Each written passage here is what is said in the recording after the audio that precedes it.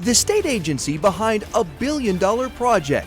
It's a generational change for a lot of people. The biggest in Indiana history. Game changer doesn't even, I don't think, begin to describe what this is now being audited by Indiana's new governor. I have directed the hiring of an independent forensic auditor of the IEDC. Now on Crossroads Politics, we're taking you inside the IEDC to see how it works. I think if they do it in the right way, it will be good.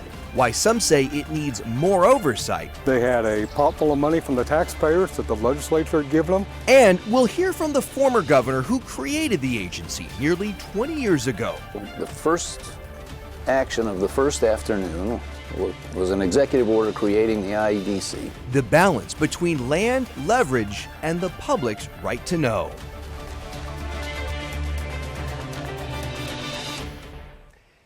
Hey there, thanks so much for joining us on a special edition of Crossroads Politics here on WTHR+. I'm Dustin Grove, joined by our State House reporter, Emily Longnecker, our 13 Investigates senior reporter, Bob Siegel, and the editor of the Capitol Chronicle, Nikki Kelly, as we dig into the IEDC, why it's being audited, and frankly, why you should care. Thank you all for being here. Let's first start with you, Emily. We are doing this special episode because there is so much going on, specifically right now with IEDC. Look, there really is. This week, Governor Braun replaced the entire 9-member board of the IEDC with his own appointees. Many of them are business owners like the governor himself. Braun said he chose many of them because they were the most entrepreneurial. Their experience ranges from across the spectrum of the state's economy, from agriculture to manufacturing to retail. The new board met this week and heard details about the other big move Governor Braun has made when it comes to the IEDC. This spring, the governor signed an executive order calling for an audit of how the IEDC had been conducting business, saying more transparency was needed. That's something he repeated Wednesday after the consulting firm hired to do the audit spoke in front of the new board. I'm just wanting to see what it reveals, deal with it accordingly, and make sure the new board maybe navigates differently, if that's even something you glean from it. So we'll see what it comes up with. A representative from FTI Consulting, the firm conducting the audit, explained its parameters. Just to give you a background on. The audit started in mid-May and will take 6 to 12 months to complete. It will look at how the IEDC did business from January 2022 to December 2024. A group of investigators that include forensic accountants and data specialists will look at accounting records, bank statements, and minutes from past meetings. When the audit's finished, FTI Consulting will make recommendations for changes if they believe any are necessary. They'll also provide a report on what they found, including if there are any instances where state or federal dollars were used improperly. Whatever it reveals, we'll get the recommendations. I think he mentioned words like remediation, advice, and we'll take it. Forensic makes it sound ominous. Hopefully it's just going to get to the bottom of things that maybe needed to be done differently. Whatever it is, we'll deal with it. One project that's already come under scrutiny is Boone County's LEAP District. That's an area in Boone County that includes thousands of acres of land purchased by the IEDC to develop a technology park. This year, the IEDC put some of that land up for sale. Critics of the LEAP District, including Governor Braun, have questioned whether the state should be in the business of land development, a criticism he repeated this week.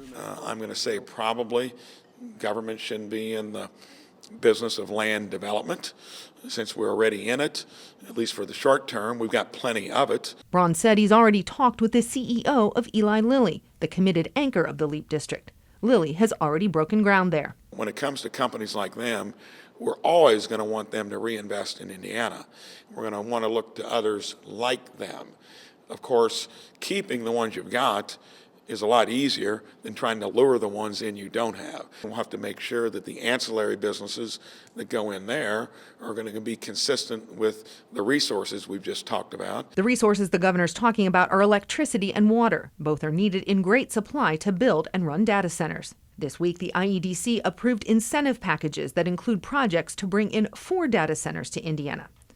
A spokesperson for the IEDC said the deals had not been finalized with the companies involved, so their names were not being made public. A timeline for when that could happen will be different for each deal and depend on other issues those companies are working on, like zoning, permitting, and local incentives. The data centers are part of a larger group of 8 projects the new members of IEDC have approved incentive packages for. One of those projects includes an expansion of Roche Diagnostics. All total, these projects would bring in close to 2,000 jobs that pay close to $43 an hour. If it all comes to fruition, the IEDC says the projects would lead to $4.5 billion in capital investment in 7 Indiana counties. At this week's IEDC meeting, Governor Braun also talked about the importance of developing Main Street, and by that he means small businesses. Which is something he campaigned on. Right. So how does he propose to do that exactly? So this past legislative session, he signed Senate Enrolled Act 516, and that establishes a new state agency, the Office of Entrepreneurship and Innovation. Its purpose is to bolster the state's commitment to small businesses. And will that be through the IEDC or run separately? So this is a separate state agency, but it will be led by the Secretary of Commerce, who we know is also the head of IEDC. All right, Emily, thank you. Well, the governor isn't the first to take a closer look at this agency. Our 13 Investigates team has been monitoring the IEDC and following it since it first opened 2 decades ago. So for that, we want to bring in our chief investigative reporter, Bob Siegel, to help us better understand what the state agency does. So let's start at the very beginning. This was kind of a unique model back when it started in 2005. Yes, Indiana used to have a Department of Commerce to oversee business. That changed 20 years ago when Mitch Daniels took over as governor. And at the time, he said that his top priority was creating new jobs. He created a new agency, the IEDC, to help focus more attention and more resources on that goal. Governor Daniels went from groundbreaking to groundbreaking, touting the success of the new agency he launched in 2005. The IEDC's mission: to attract new companies to Indiana, to create new high-paying jobs, and to grow the state's economy. And to do that, the agency offers businesses tax breaks to locate their facilities and jobs here. The IEDC also works behind the scenes to provide training grants, infrastructure assistance, and other services to make it easier and more attractive for businesses to come to Indiana and to stay here. Governor Daniels established the IEDC in a way that gave him ultimate control. Indiana's governor gets to appoint all the board members, and the governor also serves as chairman of the board. And when Governor Daniels set up the IEDC, he created it as a quasi-state agency, partly a public department, partly a private corporation, meaning it does not have the same kind of transparency requirements as other state agencies. That was intentional, to make sure IEDC could keep details of negotiations secret as it tried to lure businesses and jobs away from other states. And it wasn't long before the IEDC set up other entities to help accomplish its mission. In 2007, the IEDC created a separate nonprofit charity called the Indiana Economic Development Foundation. That allows private companies to donate money directly to the IEDC to help attract businesses and to pay for overseas economic development missions. And in 2010, the IEDC created Elevate Ventures, its own venture capital firm to invest in new startup companies and to attract more innovation and high-tech jobs. Governor Daniels had an ambitious plan. It did attract new business and jobs to Indiana, but it also came with a cost. The old Department of Commerce had a relatively modest budget. That was $85 million back in 2004. Now, by comparison, the IEDC and Elevate Ventures, well, they spent more than $1 billion in taxpayer dollars to attract and develop business in 2023. And even adjusting for inflation, that's 10 times higher than what the old Department of Commerce used to spend. Significant. And while spending went up, at the same time, the amount of transparency and accountability surrounding that spending went down. It did, and that is a recipe for potential controversy and potential abuse. 13 Investigates recognized some of those problems very early on. In fact, IEDC's published job numbers, they did not add up. There was very little public oversight to tell if the IEDC was truly getting results on its investment of public tax dollars. So our early reporting got some pretty dramatic changes, and seems to have foreshadowed some of the same problems our new governor is now discussing today. We want to make sure things are reviewed independently. The current funds that have been designated for Elevate Ventures are now frozen. The announcements by the Commerce Secretary and Governor come a full decade after 13 Investigates first exposed fabricated job numbers and a complete lack of transparency from IEDC. All these deserted office buildings, locked up factories, and abandoned warehouses are sites where the Indiana Economic Development Corporation said there'd be thousands of new jobs. 13 News has been reporting on that lack of transparency for 15 years, resulting in then-Governor Mike Pence announcing a new IEDC transparency portal, which 13 Investigate showed to be mostly smoke and mirrors. Hundreds of big projects announced by IEDC do not show up on the transparency portal at all. They're not there. Our years of reporting led lawmakers, both Republicans and Democrats, to demand more transparency from IEDC. But those efforts have always met resistance by the legislature, a legislature that actually passed laws allowing IEDC to keep its activities and spending secret.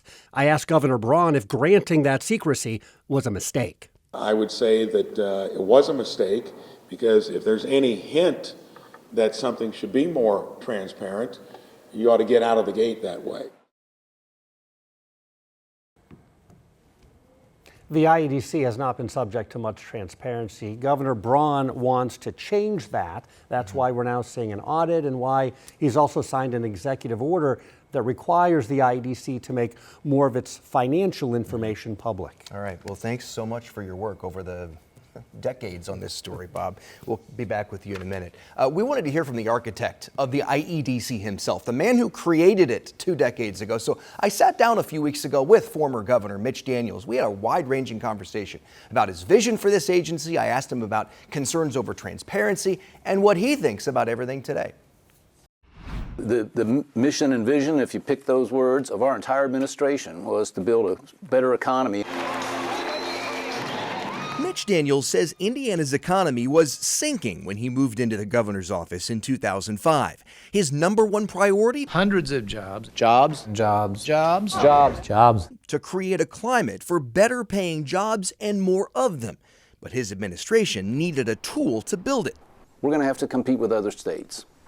And so the first action of the first afternoon was an executive order creating the IEDC. The Indiana Economic Development Corporation was born. And the whole idea was to have a tool that was nimble, that could be staffed by real business people, not career bureaucrats, who could really represent the state very, very well. The last piece, he says, was to be smart about how they did it. I recognize it's very dangerous to turn elected politicians loose with the public checkbook, because they get to go to the ribbon cutting, somebody else gets the bill years later. So he says the IEDC was focused on bringing down the level of incentives for every job created here. He still remembers the numbers. Best we could figure, Indiana was offering $36,000 a new job back then. It went to $9,000 within months, just by being business smart. As for concerns about transparency, Daniels says it all came down to a balance between confidentiality and the public's right to know. Many of the companies we dealt with were public companies. You couldn't do the whole thing, you know, at center court at Gainbridge Arena. And so a degree of confidentiality was absolutely essential to winning many of the unprecedented number of wins that Indiana racked up back then. Perhaps the biggest of them all, he says, was the arrival of the Honda plant in Greensburg. Almost every state in the country was competing. When I got the call that Honda had chosen Indiana, that's the moment I said, we've turned the corner. We do have a great sandbox that's as attractive as anybody's. And we have organized ourselves to solve the problems that a business like that might have. I remember even on the last night, there was an issue about an interstate ramp that they would need to get materials in and product out. And, you know, when we got a shot at when we were considered for a new investment, the win record at the time was 80 or 90%. And as I watched that come up, and especially huge moments like Honda, I said, yeah, we're getting somewhere. But critics argue the IEDC has lost that vision over the years and veered off course. At the center of that criticism is the LEAP District, that ambitious innovation and research park in Lebanon that the state has spent hundreds of millions of dollars to build. So we're taking taxpayer dollars from Evansville and Porter County and Fort Wayne and West Lafayette to build factories in Boone County. Why would taxpayers in Evansville be paying for jobs in Boone County when they would like to compete for those jobs themselves? Still ahead, the debate over the government's role as a land developer and what Mitch Daniels thinks about that. Would you have done things differently? Maybe.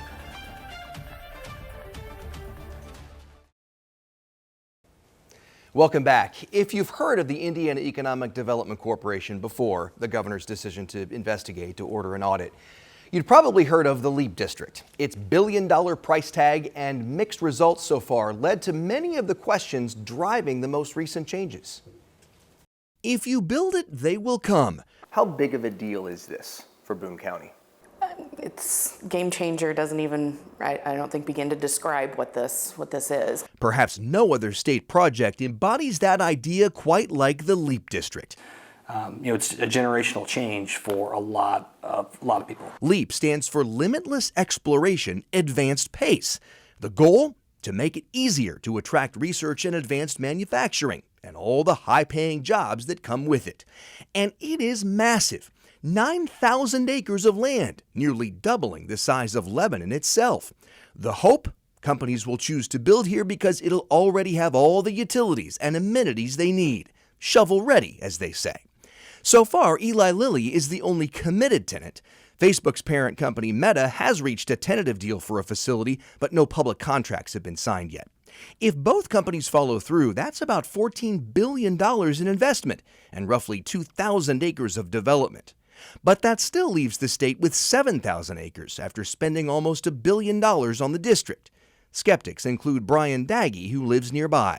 They had a pot full of money from the taxpayers that the legislature had given them with little or no oversight. And money isn't the only issue. Until we find some additional water from somewhere, we're kind of on pause from a growth standpoint. Almost since the district was announced, water has worried residents in Lebanon and Lafayette. They sort of selected a location that literally has no water. That's because manufacturing and data centers are both thirsty industries, and designated enough water for the district isn't easy. The problem is that securing water is extremely costly. One potential solution was to build a pipeline from Lebanon up to Lafayette, where water abounds.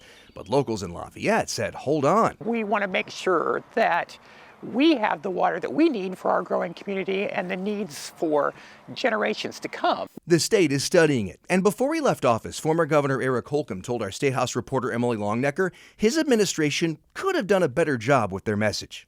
Communicate more early and often and religiously. That we've not changed anything.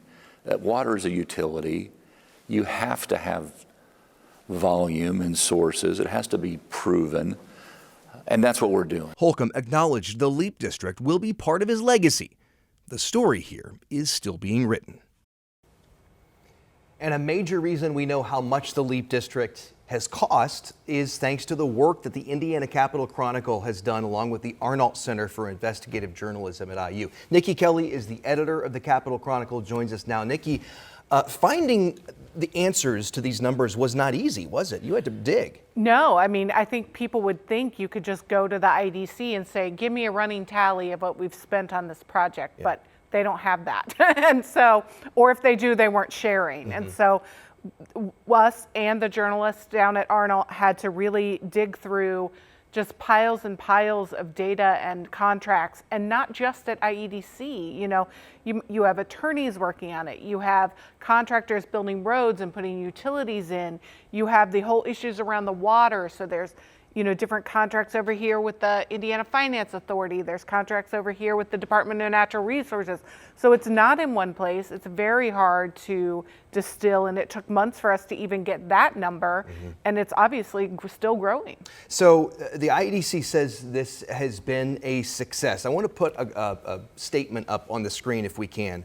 They told you last month, to date, the purchase of land and the development of the LEAP District has resulted in the IEDC securing more than $18 billion in committed long-term investments for critical life sciences, research and development, and data center projects, with resulting land sale proceeds already being returned to the state's general fund.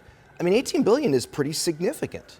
It is pretty significant, but again, we don't have a lot of the contracts for the $18 billion. We don't know for sure every incentive. I don't know how many jobs, and like breaking down, like Governor Daniels did earlier, about how much are we doing in incentives for each job. So there's still a lot out there that we don't know, and I think ultimately, I don't know that we'll know if it's a success for years. All right, Nikki, thank you for that important work. Well, as we just mentioned, there have been some very vocal critics of the LEAP District, perhaps none more so than Michael Hicks, a Ball State economist who worked with the IEDC more than a decade ago. He wrote an op-ed published in newspapers across the state calling for a public debate over the very role of the IEDC. He says, simply put, the government shouldn't be in the business of land development. In the last 5 years or so, it's really changed mission radically. Economist Michael Hicks says that radical departure is costing taxpayers.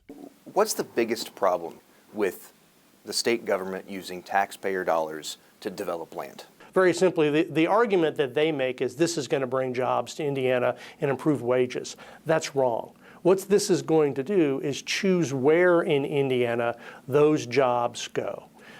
We're not going to get any jobs in Indiana if we don't have the right workers here right now today. So we're taking money from state government and we're spending money on a piece of land. So we're taking taxpayer dollars from Evansville and Porter County and Fort Wayne and West Lafayette to build factories in Boone County. Boone County is a nice place to live. It's growing very rapidly. It's a place that a lot of people would like to move to. Why would taxpayers in Evansville be paying for jobs in Boone County when they would like to compete for those jobs themselves? Why wouldn't it be better that Evansville say, look, I'm going to offer you incentives to move here? Why would the state be making those decisions? That's inherently the first problem. The second problem is there's a real opportunity cost to doing this. We're spending hundreds of millions of dollars, maybe over $1 billion, maybe another $2 billion on a water system. We just cut higher ed 5% this year. So our problem in Indiana isn't that we don't have enough land, we have abundant land. Our problem is we don't have the well-educated people everywhere that would draw these new factories. So if you're diverting taxpayer dollars to develop land, to buy land, even if you think you might be able to sell that land at a profit in 10 or 15 years, you're inevitably taking money from some other taxpayer purpose. You're not paving the roads, you're not ensuring that every third grader can read, you're not getting kids to go to college at high rates. And that's what we miss in this. So we can say we've done this great deal here, it looks really good, but you can't see the missing opportunities that money was supposed to be spent on. The private sector can see those things. A private developer sees those other opportunities. If it's not good to build a LEAP district, I'll put my money somewhere else. I'll put my money in Wall Street and sit back and collect some value from that. The private sector is really good at seeing the opportunity cost. The government is not, and that's why they've made this mistake in the LEAP district. So, has the IEDC veered from the original mission? Who better to ask than the man who created it? What would be your advice to today's IEDC? My conversation with former Governor Mitch Daniels, next. Okay, so as you just heard, critics like economist Michael Hicks say Indiana's economic development arm, the IEDC, has grown too big and veered off course from its original mission. So what does the man who created the IEDC think about that? Here's more of my conversation with former Governor Daniels. Is that a fair assessment? It might be. I can speak to the history, not really to the last 10 or 12 years.